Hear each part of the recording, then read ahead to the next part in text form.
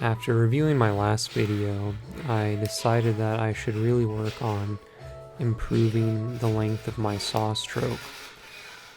After reviewing that, it actually made me aware of how little of the blade I was actually using. I was kind of surprised. I thought I was using more of it. So here in this session of cutting, I had to slow down a lot and really focus on pulling the blade all the way back towards me. And then naturally, it was much easier to then push the blade all the way forward. I kind of felt after my last session that the problem really laid in pulling the blade, because it feels uncomfortable, because it feels like the adjustment knob is going to hit your throat.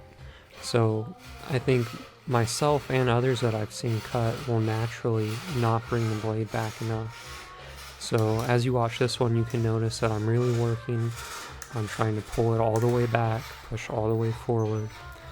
I noticed that even though I felt like I was slowing down, that the cutting was actually going faster because I was using that full length of the blade. So while my right hand wasn't moving back and forth as quickly as in the previous video, I was actually making better time cutting these letters out. And while it was a little rough at first and I was leaving some lines a little fat, towards the end of the cutting I actually felt like I had really improved and was actually cutting better. I actually found when I was using this longer saw stroke that it was actually easier to make turns, especially very tight turns. So working on improving the pressure, lifting up on the saw a lot, and improving that saw stroke really helped, I think, improve the quality of my cutting. And I felt that because this project is a personal one that I'm working on for myself, there probably isn't a better time to actually start really working on the technical side of my cutting. Since this isn't going to a client, if there are little mistakes and stuff, I can live with that. So you'll notice that actually a lot of the turning on this is much more smooth than on my previous video.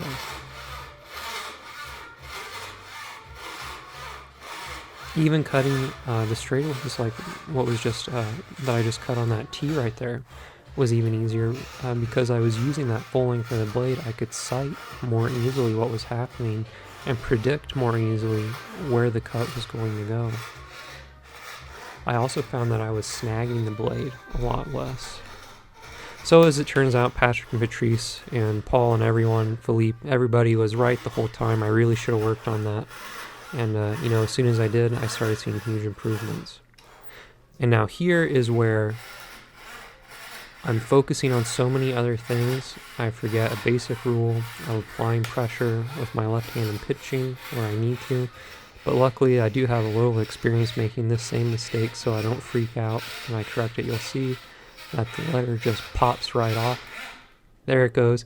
So don't freak out. It goes right back into the packet. I pinch it in place. All I have to do is finish the cut nice and straight, and it comes out perfectly. If that had happened at another time, like earlier in the cut, I may have considered abandoning that one and redoing it. But here, I just pushed it back in, held it tight, and finished the cut, and this letter came out perfectly. So it was no problem. Obviously, it would have been better if I was paying more attention and pinching that, but I was focusing on other things and got distracted, but it still came out really nice. But so you can see when you make that mistake, it's really important to pinch it super tight. And when I placed the letter back in, I looked at it and made sure that it was perfectly even inside of the cavity that it came out of, so that it wasn't, tilted towards one side or the other too much. So no problem at all. Came out really nice.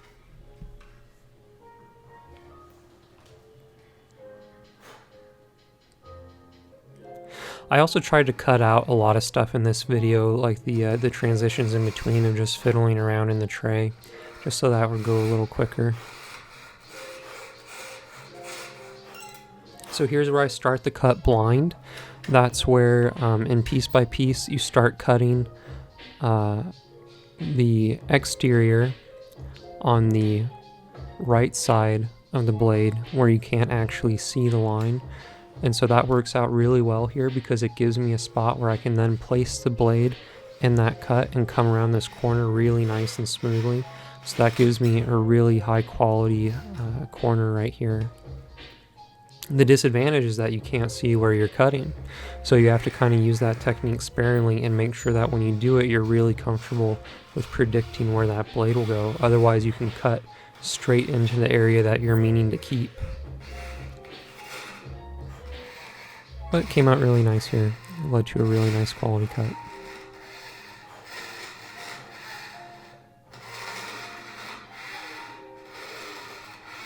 You'll also notice that later on, the very first U that I cut, I actually ended up not liking that one. So I decided to recut that, so you'll see another U glued onto the end of the packet.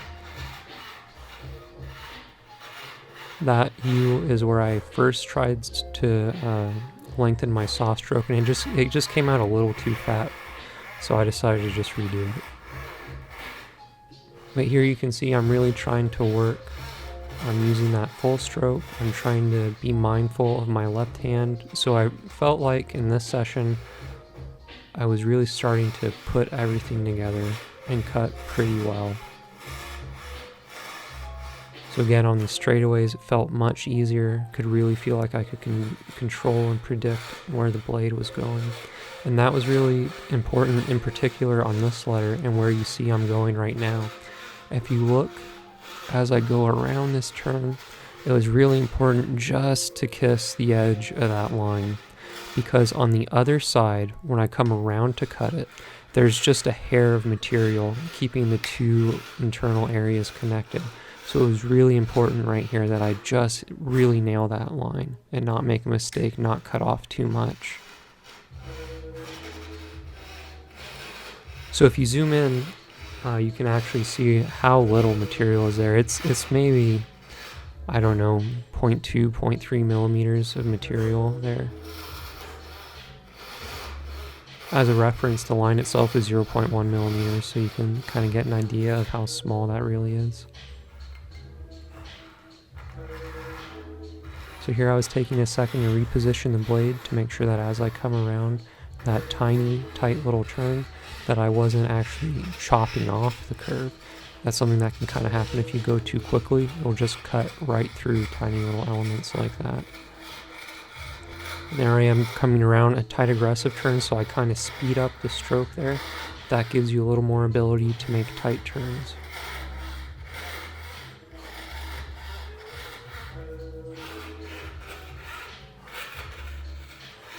And I do the same thing there. Instead of making a hole and doing, a 360-degree turn outside of the element, I just decided to turn around right there. There was no problem.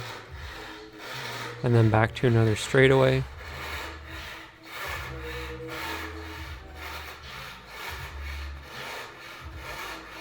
I really recommend, if you're cutting on the Chevrolet, to work on this and give it a shot. I wish I had started trying to do this much sooner. I think my cutting would have improved a lot faster this way. Because the way I'm cutting right now, it's really kind of like focusing on perfect technique. There's not anything that I'm doing at the moment that is necessarily incorrect. It's just a little slower and a little less fluid, just not as smooth. And those things are all things that come with time. So here I'm planning out how I'm going to approach this next bit, because you can see just how little material there is coming up here.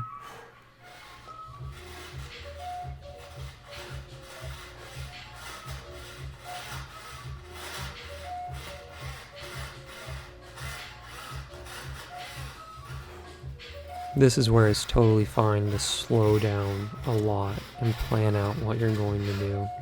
Here I kind of realized that I needed a little bit of speed coming around that corner to make a nice tight turn with less pressure on the actual packet. So picking up the speed and picking up a lot of the weight from the saw, I made sure that I was putting very little pressure on the actual packet so that the teeth were just cutting and there wasn't weight pressing down, because that weight is what causes breaks. So here you can also see that I'm taking the U and I'm putting it inside the right side of the jaw of the vise, just to hold that in place while I was making that cut. So I made that cut in, now I backed out of the cut and I'm making a turn, then bringing that blade back in, so the back of the blade is inside the cut, and now I can make the turn.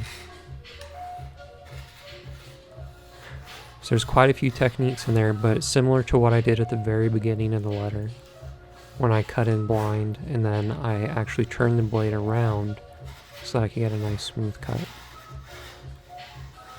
And to make that turn, I actually came, outside of that letter into just the background waist area, cut in a tiny bit into that waist, and then turn the blade.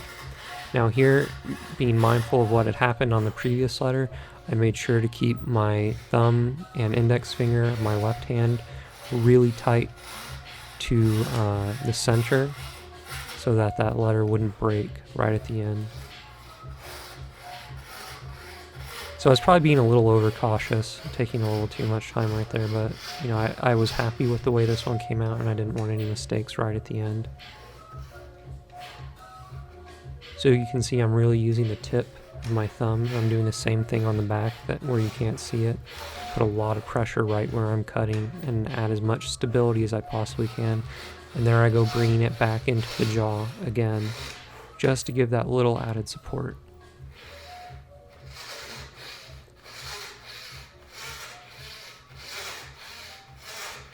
So this is honestly probably some of the best cutting I've ever done. This is really textbook technique. This is how it should be. So I was really happy with the way this came out. I think I actually just had my 3-year Chevrolet anniversary, so it's taken a while to get to that point.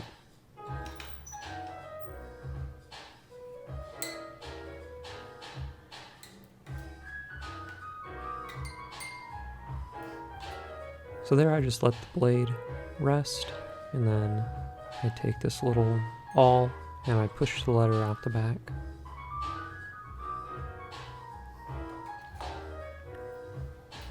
So with this technique where you have smallish pieces or pieces that you're just a little concerned with getting out of the packet without breaking them, I take my index finger and middle finger and bring them around the blade in the back so that it kind of creates a little cavity with the V-notch in the back, and you push the letters back there and they just fall inside that V-notch, and then you can take a pair of tweezers and take the elements out so that you can make sure that nothing falls on the floor and nothing gets lost.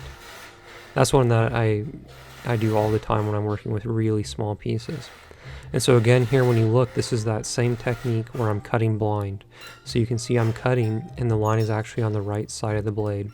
So I cut in part way, and if you notice on the letter, it's actually partway through the bottom of this on a straight line, so that when I finish the cut, all I have to do is follow that straight line, and then I hit my very first cut, and it is a really nice smooth transition.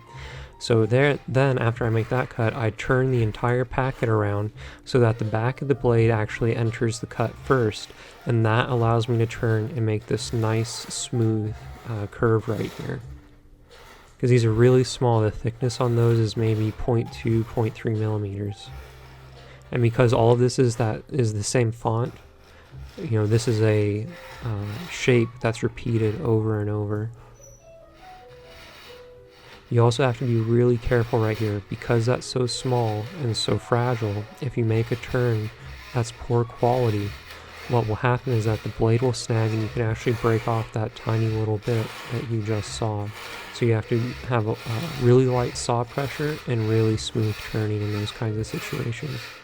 So you'll notice here my left hand is exactly where it needs to be. The blade is right at the center of that V-notch, and everything's going really nice and smoothly. So again, here I have that exact same turn that I did at the beginning of the cut, but there's a lot more area around it, a lot more background area, and a lot more support, so you don't have to be quite as careful. You just have to be mindful of what each individual situation is and each situation that you approach.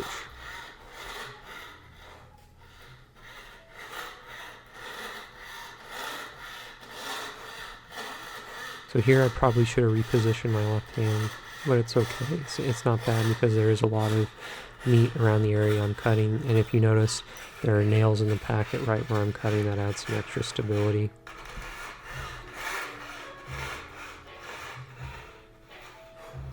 Here I actually cut a little further past the line. It looks kind of like an engraving line in the final product, but what that allows you to do is come back and turn the blade around a little better and gives you a little better curve, lets you flow out of it a little more nicely. So that right there where I just did that was going past the line just a tiny bit.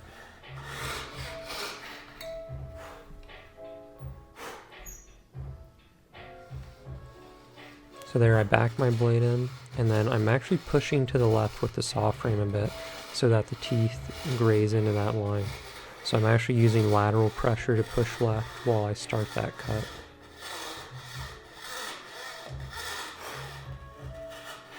And then after I start that cut, I ease off, so I'm not pushing left the entire time, just at the start, just so that it starts in the right spot.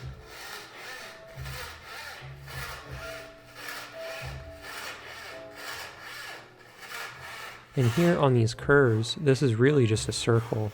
I noticed that using the full stroke of the saw blade allowed me to track much more easily, so it ended up to being a much higher quality cut than normal.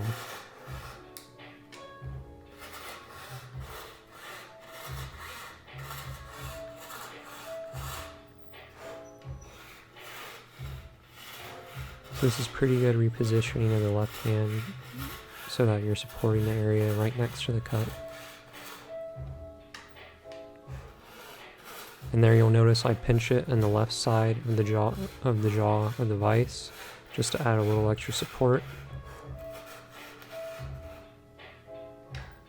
Then I reposition to the right because I came around that curve a little bit and then I wasn't really getting the support I needed.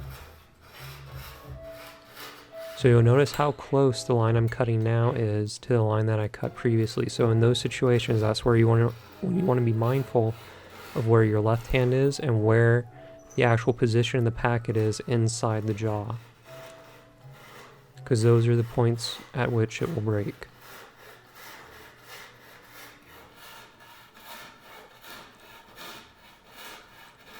So you can see with my left hand I'm holding literally right on top of where I'm cutting, and I'm actually pushing with the side of my thumb into the back of the blade there as I was going around that.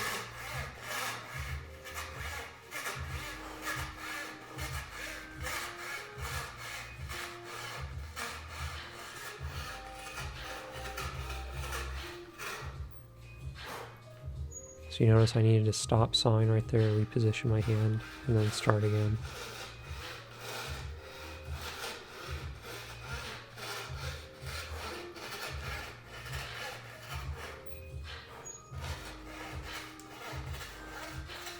And again, pinching the letter as I come around to finish off that cut.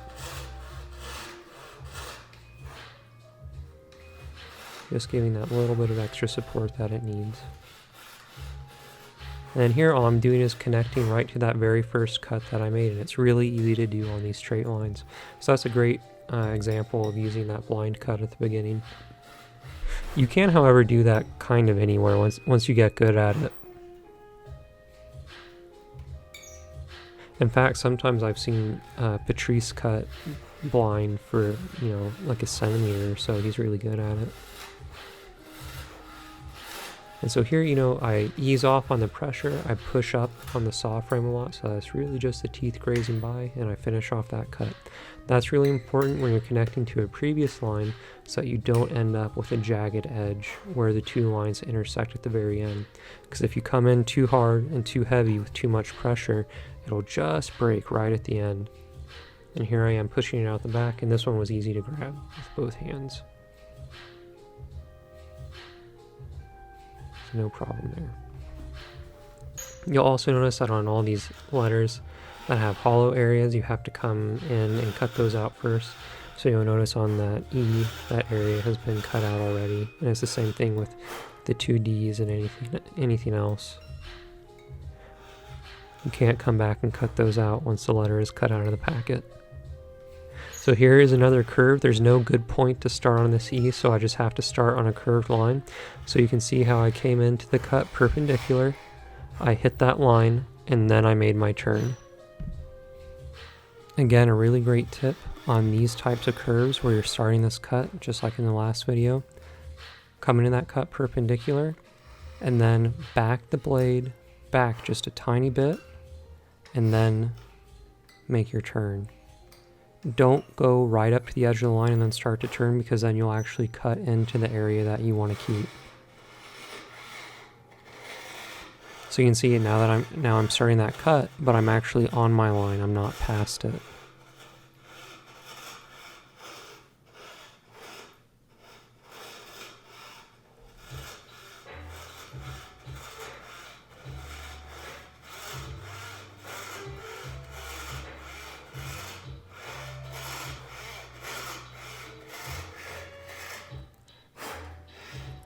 Here the cutting looks like it's going pretty slow because I'm taking so much weight off of the saw frame, because I really wanted this curve to come out nice and smooth. So I'm picking up probably 75% or so of that weight, because I do have a bit of trouble on these long gentle curves as well. So there I am doing a little bit of shaving.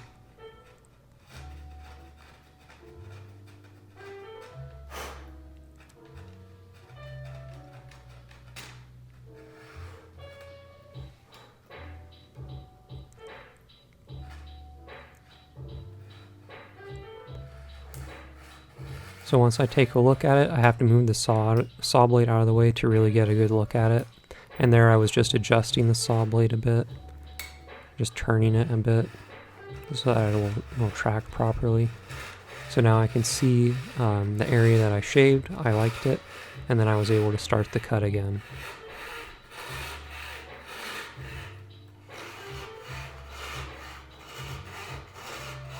Here at this corner, it was really sharp. It was a 90 degree. So I came into the corner, and then I actually ended up doing a full 360 degree turn by cutting a hole in the packet. So here I'm making sure that I go past that line just a little bit. And now I start my hole. So look, I'm cutting outside of the element into the background in the packet. I make a tiny little hole that allows me to turn the blade around, and then I can make a perfectly crisp 90 degree corner right there. Some people are so good that they can pretty much do that without doing a hole. And notice again that I'm holding the letter in the left side of the jaw to add some support, and my thumb and index finger are pinching really close to where I'm cutting, because I'm going into this area where I have that previous spot that I cut out, and I know that it's very fragile right here, so I'm being very careful, because I know that if I snag the blade here, it can just snap the entire letter. So I pinch it, and sometimes you really have to contort your left arm to get through these cuts. So that went fine. Another pretty sharp corner in there, but it came out nice.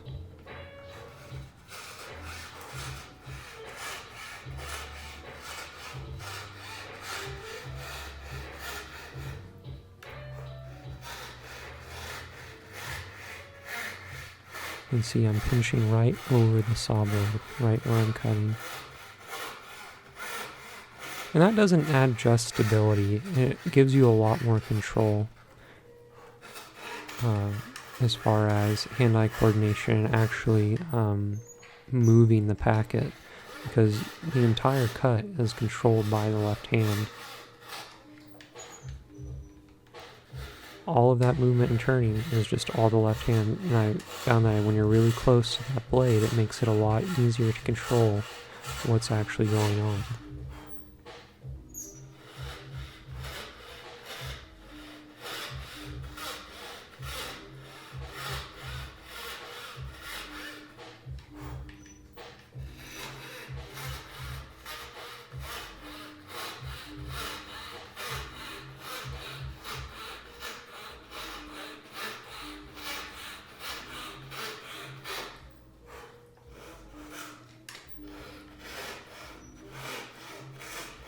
You'll notice that I open and close the jaw of the vise a lot, like kind of dramatically. That's because the back of the packet, there'll be something back there that will snag, and it'll make the cut feel pretty rough and not very smooth.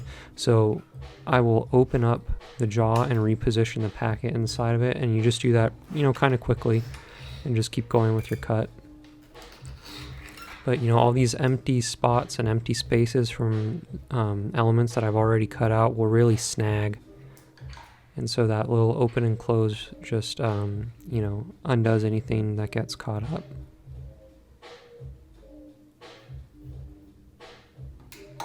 So there you can see really clearly that last U, and then I have some nails around it just to add some stability. And on this ebony, I drill a hole all the way through the top layers of the ebony and stop the hole right at the backer veneer, which is 3mm samba in this instance, and that's usually what it is. But I'll drill right up to the top of that samba and then put the nail in. If you don't, you're usually going to split that ebony. Here I am cutting blind again, so just like the previous U, I do the exact same way. So I cut blind, bring the blade out, turn it around, the back of the blade enters the cut. Here I am just planning out what I'm going to do. So the back of the blade goes in, and then I get to make my turn.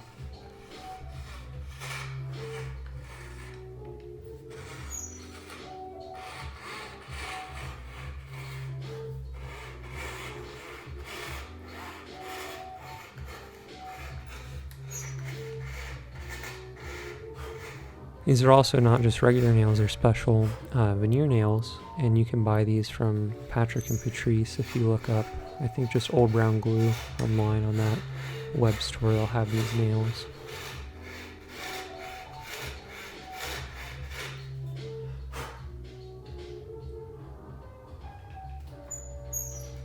So there I am just taking a look, making sure the blade is tracking properly, making sure I don't need to make any adjustments to it.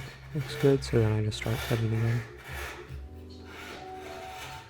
The ebony is also very rough on the saw blades. It dulls them really quickly. So if I were to cut one more letter after this, I would have had to change the blade. And this one is just right at the end of its life.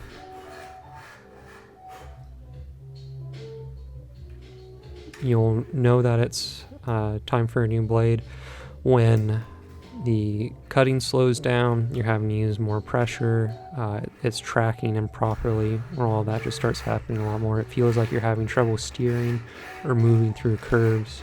Those are some signs. And in the beginning, you'll definitely use your blades way longer than you need to, or way longer than you should have. And that's totally fine. Especially if you start out with sliced veneers, it's not that big of a deal. But you'll just get a feel for it over time. And there I was making an adjustment to the blade, so it was starting to track improperly because it's starting to get a bit dull. But no big deal. If I had noticed that it was really bad, then I would have just stopped right here. I would have made a hole and then just changed the blade out if I really needed to.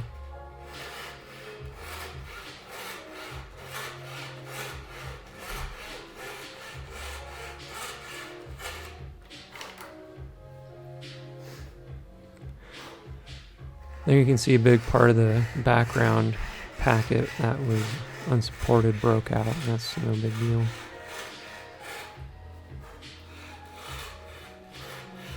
There's nothing really holding that in place anymore. So there I go, going around that turn again where there's very little material. Make my U-turn.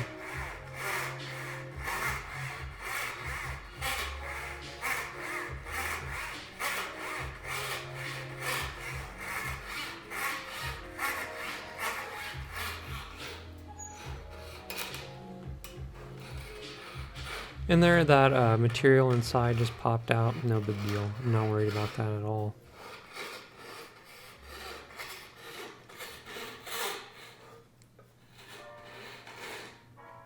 But again, the blade's getting dull, so I'm having to use more pressure, and then things like that will happen more often.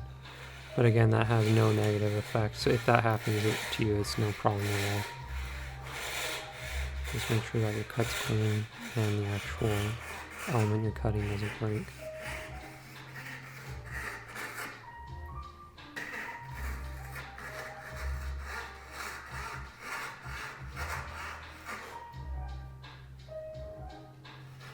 In reviewing the video, this actually looks a lot rougher than it felt.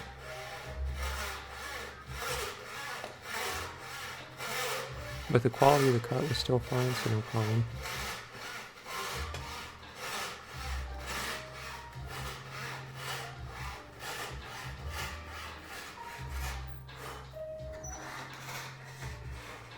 So, this really finishes up the ebony portion of this. And I had already cut out all the flowers for this particular motif. So coming up next, I'm actually going to start working on all of the acanthus leaves. And that's a really beautiful green dyed curly sycamore. That's just a really gorgeous veneer. So that'll be some really intense cutting. That's very different from this lettering. That acanthus is just really swirly and odd and has all kinds of wild tight turns. So that'll be a really cool one to practice on.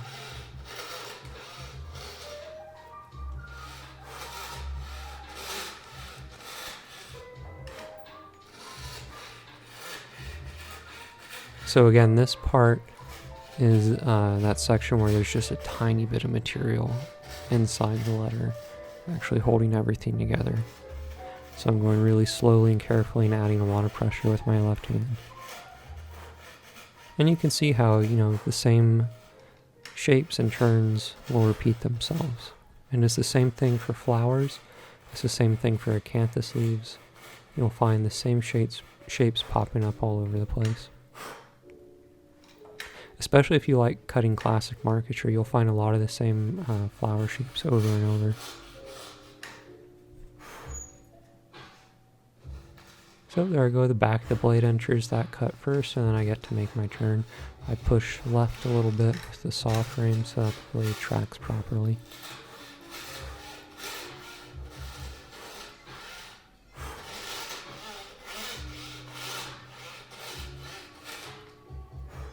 Yeah, so next up it'll be acanthus leaves. Those are really cool. There will be a lot of different techniques for those. There's going to be a lot of interesting engraving lines that leaves have that are really beautiful. So that'll be separated into 2 different packets. I'm going to do my best to record all of that. And once all the cutting's done for the rest of this project, I'm going to try to track each step and show the entire process from this point on. So there'll be a lot coming up. You'll notice here how slow the cutting is going now. That's because the blade is so dull. From looking at this now, I maybe should have changed the blade just a little while ago.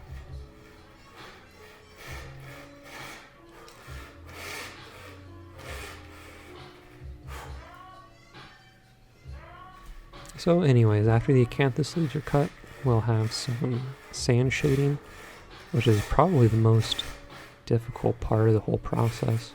So I'll show how to plan out sand shading, how to actually perform the sand shading, what type of equipment and materials that you need.